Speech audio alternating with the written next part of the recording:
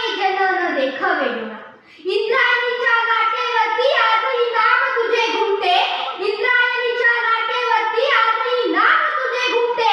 आणि जिथे असतो माणुसकीचा कळवळा तिथे मान माझी सदैव झुकते. आणि जिथे असतो माणुसकीचा कळवळा तिथे मान माझी सदैव झुकते.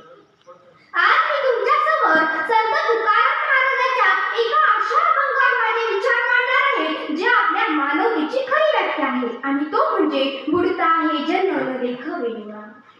बुडता हे जन न देखावे डोळा हे संत तुकाराम महाराजांच्या एका प्रसिद्ध अभंगातील एक ओळ आहे जी समाजातील दुःख पाहून येणाऱ्या करुणेचे प्रतीक आहे. बुडता हे जन न देखावे डोळा यावर विचार करून गुणांचा वर्षाव करणारे गुणवंत परीक्षकर कैलासवासी कुरुंदकर यांच्या पावन स्मृतीस अभिवादन करून बुडता हे जन न देखावे डोळा यावर प्रकाश टाकण्याचा प्रयत्न करते.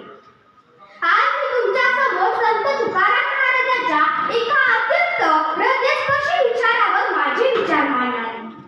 तुकोबा म्हणतात, बुडता हे जन न देखावे डोळा येतो गळावळा म्हणून या.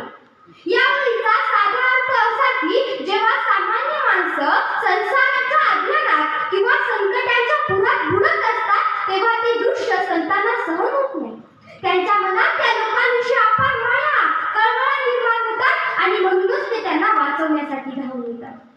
हा कळवळा म्हणजे काय? हा कळवळा वरवरचा दयाभाव नाही तर ती एक आंतरिक तळमळ आहे.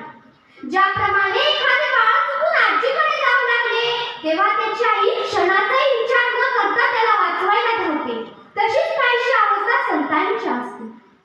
आजच्या समाजात अंधश्रद्धा, व्यसने, अहंकार आणि स्वार्थ यामुळे माणूस अधोगतीकडे जात आहे हे पाहून संत तुकारामांना अस्वस्थ वाटायचे.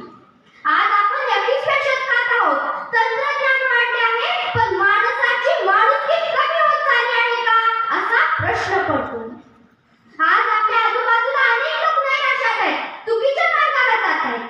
त्यावेळी आपण फक्त माझं काय जाते असा विचार करून जाता नाही.